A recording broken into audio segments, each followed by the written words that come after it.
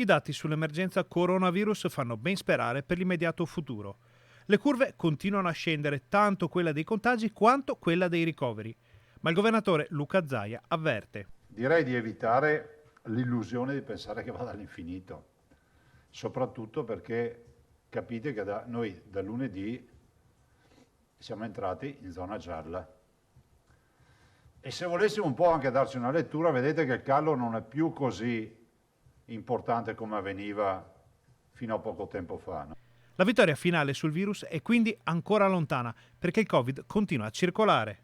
Attorno a noi c'è il contagio molto più vivace, purtroppo, molto più aggressivo. Vedete anche le vicende che ci arrivano dall'Umbria sono vicende assolutamente che devono far riflettere, no?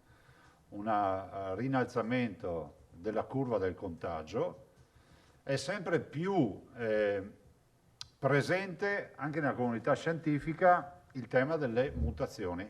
Le varianti in circolazione danno da pensare, ma la variabile vera e propria nell'equazione che dovrebbe portare alla fine dell'emergenza è legata ai comportamenti dei veneti. Io penso che dovremmo fare molta attenzione.